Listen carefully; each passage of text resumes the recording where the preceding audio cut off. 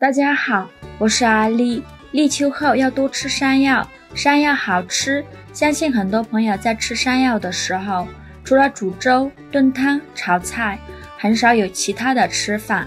今天我就和大家分享个山药的新吃法，做出来不仅好吃，还非常的营养，连汁水都非常的好喝。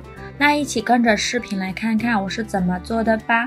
把洗净后的山药切成小段，切好之后放入蒸锅中，盖上盖子，大火蒸15分钟。15分钟后，我们打开盖子看看，用叉子戳了试试看，如果能很轻松的就戳穿的话，说明就已经蒸熟了。把它取出来，放入盘中放凉备用。放凉后，再用小刀把山药皮去掉，蒸熟之后再给山药去皮，这样对山药过敏的朋友手就不会痒了。再把去皮的山药放入大碗中，全部削皮好以后，再用擀面杖给它压成山药泥，压得越细腻越好，压成这个样子就可以了。然后倒入300克糯米粉，用筷子搅拌均匀，给它搅拌成这种没有干糯米粉的面絮状，再下手揉成光滑的面团。如果觉得太干了，就再加一点清水；如果太稀了，就再加一点糯米粉，揉成这样一个软硬适中的糯米团。然后就一小块糯米团，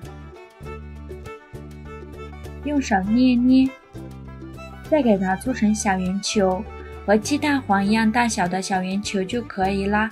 再用手轻轻按扁，给它按成一个小饼的形状，像这样子就可以。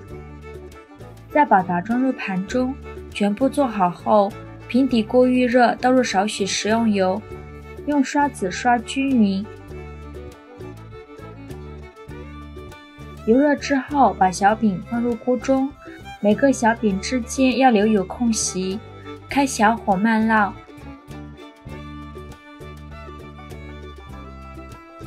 然后上面再刷一层食用油，锁住内部水分。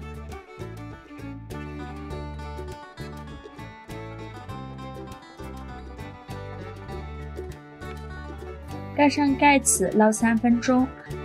3分钟后，我们打开盖子看看，小饼的底部会烙得金黄。这个时候，把所有的小饼逐次翻面，再盖上盖子，烙3分钟，把另外一面也烙得金黄。3分钟后，再打开盖子看看，小饼烙到这样鼓起大泡，两面金黄就熟了。再用筷子夹出来，装入盘中。小饼这个时候就可以直接吃了。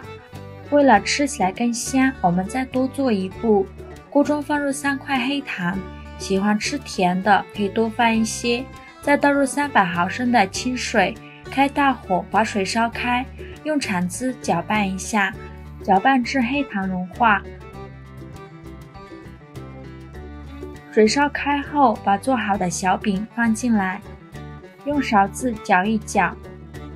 这会儿山药小饼的颜色已经变深了许多，然后倒入小半碗水淀粉，勾一个薄芡，用铲子翻拌均匀，煮着汤汁变粘稠，像这样子就可以出锅了。